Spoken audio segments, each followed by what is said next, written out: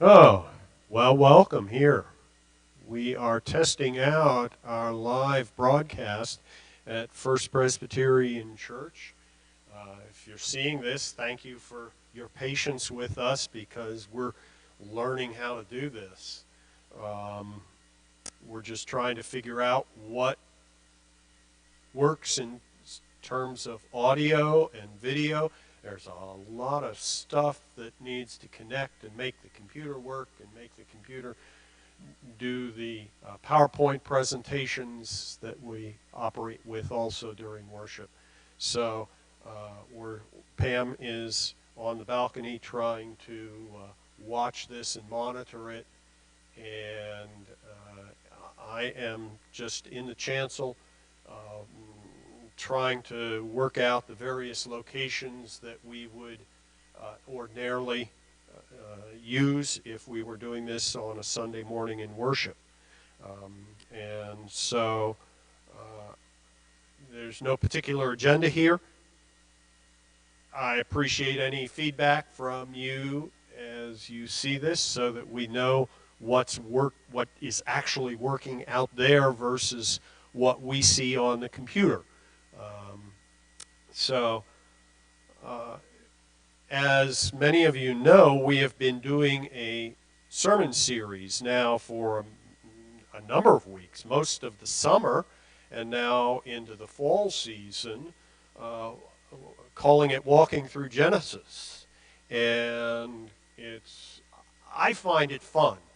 And the ancient stories of Genesis I see as so live in our reality today. The experiences of Genesis are the very human experiences, and they are true to our lives. So this last Sunday, we had the story of Joseph. You remember, I'm sure, about Joseph and his coat of many colors. Joseph was the firstborn son of Rachel, Jacob's beloved wife, and Joseph was the 11th son of Jacob. And so let me just read today a story from the 39th chapter of Genesis. Joseph, let me set the background first before I do that. Joseph had been given that coat of many colors, and Joseph had dreams. He was a dreamer. And his dreams kind of got him in trouble with his brothers. He had dreams of sheaths of wheat, 11 sheaths of wheat bowing down to his sheath of wheat. And his brothers understood that image pretty clearly. And he had a dream of the sun and the moon and 11 stars all bowing down to him. And again, his brothers kind of understood that image, and they didn't like that. That didn't sound real good to them. Why should they have to bow down to him, the younger brother?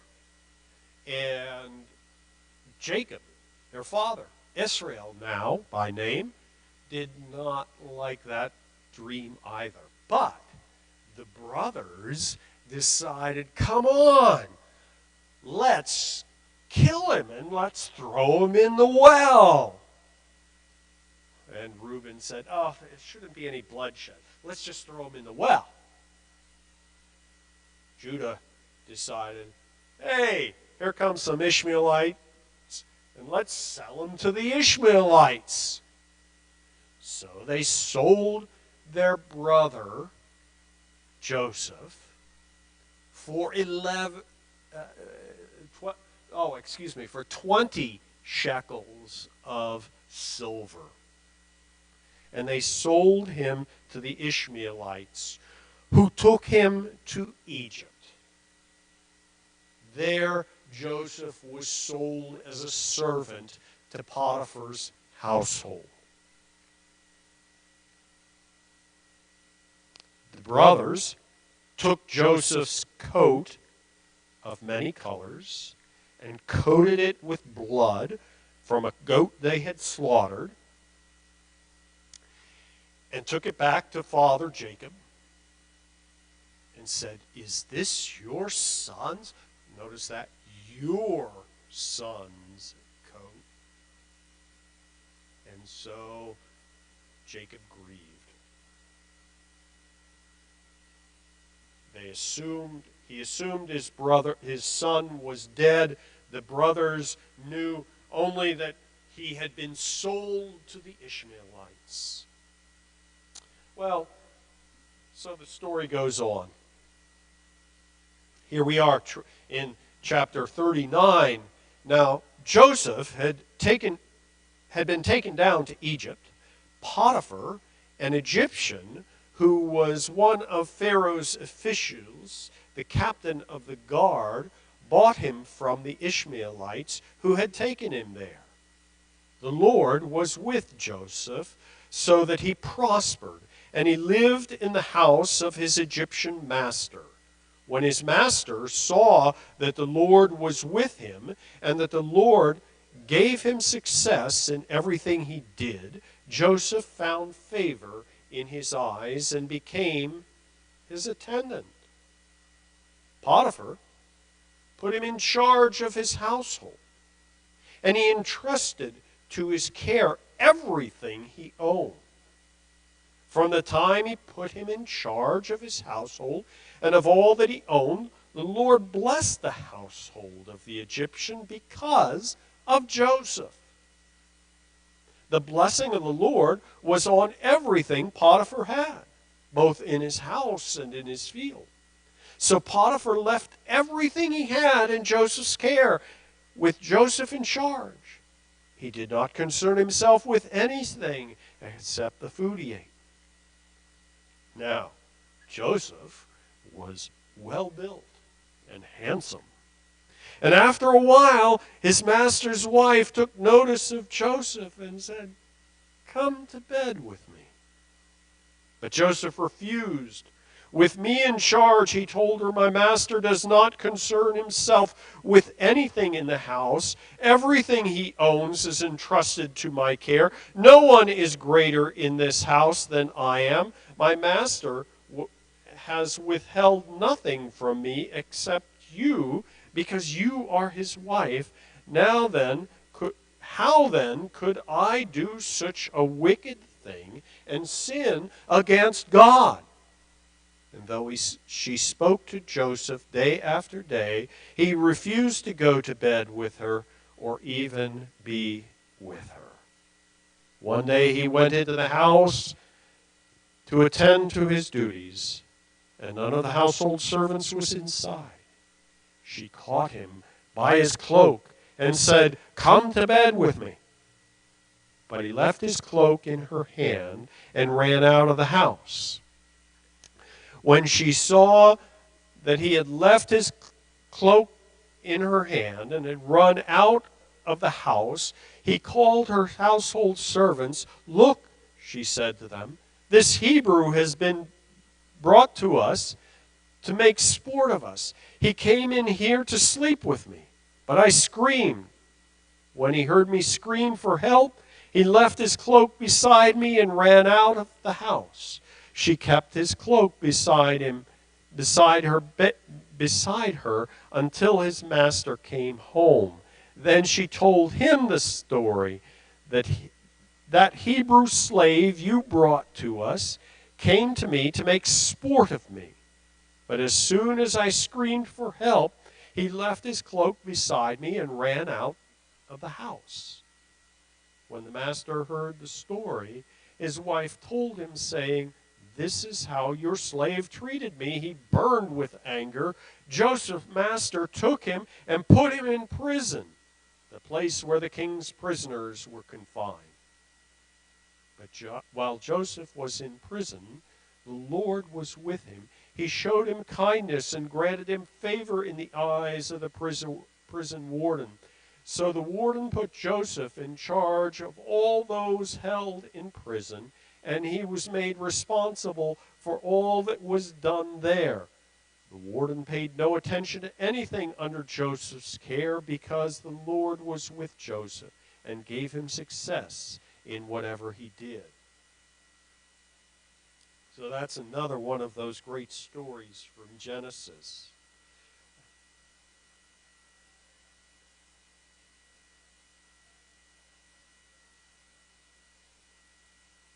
It sounds like we're in a tunnel. I wonder why it would sound like a tunnel. That may be a question for Sean. Maybe that's where I'm holding the microphone, because I hear a great difference down here than I do up here.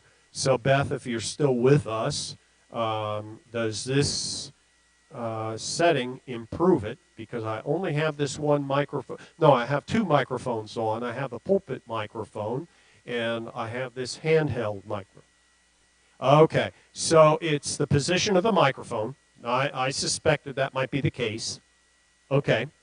And what we should do, Pam, are you able to leave the desktop for a minute? Okay, go to the file cabinet, second drawer of the, no, it should be the top drawer of the file cabinet. One of those black zippered cases has my Halo microphone on it.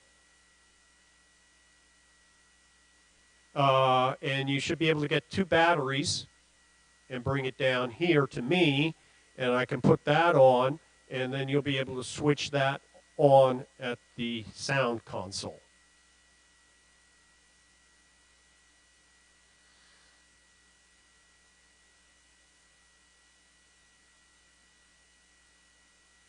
Okay.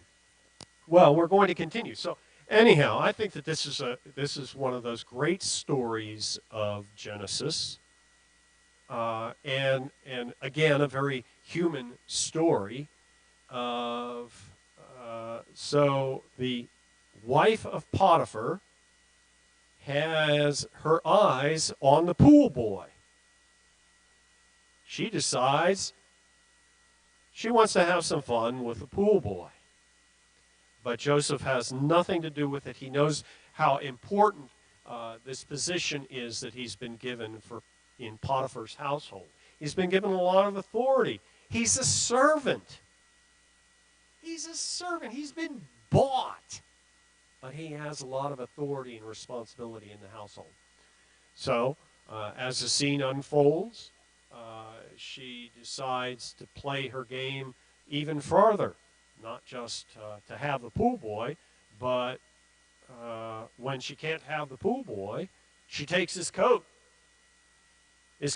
and she says, "See," to her husband, "see, this is what your servant, your slave, has done, and I would have nothing of it." So she wants to make herself look good, Joseph look bad. Joseph's thrown in prison. And what happens in prison? Well, Joseph continues setting this example of leadership that he has been using, and he is set in charge of all the prisoners. And okay, thank you. So, well, let me just put a pause in here, and I'm going to set the microphone down, and I'm going to try a different microphone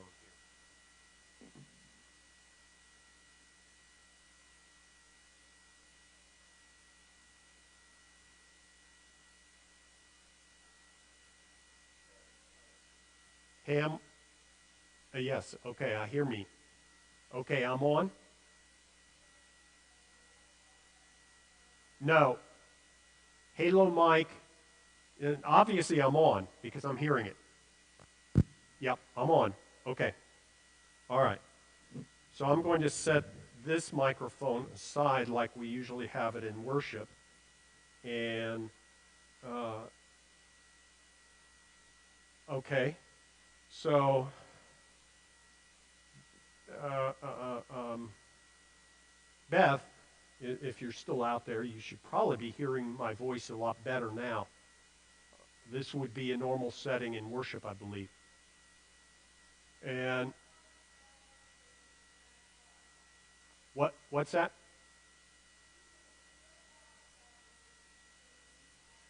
Okay, okay. So we'll have to figure that out, um, what that might be, and those are settings we'll be adjusting. Okay, so continuing our story about Joseph. Joseph's now in prison. Now his dreams become very powerful because he has dreams about other prisoners. And he has dreams about the state and Egypt. Joseph has a dream of 7 fat cows and 7 lean cows. And the 7 fat cows representing 7 years of good agricultural production, and 7 lean years, 7 years of drought. And because of now Joseph being in a trusted position, he's able to become he's brought to the king and has been given important leadership in the country of Egypt. And those 7 lean years are coming. So Joseph advises the king, let's store all the grain we can in the 7 good years so that we have food to eat in the 7 lean years.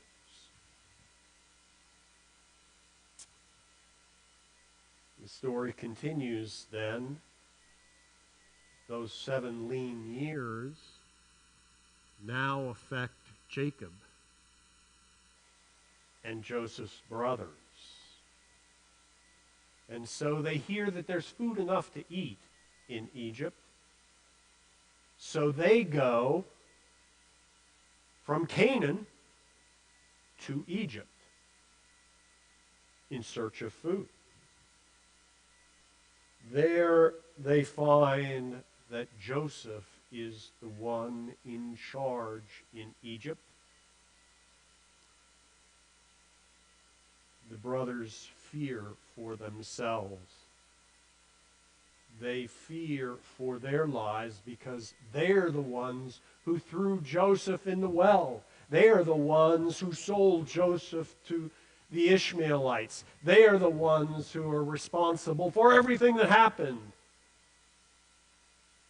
But that's not what Joseph says.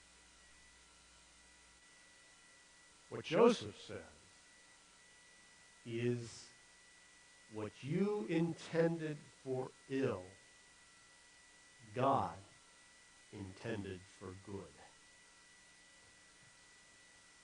Okay, well,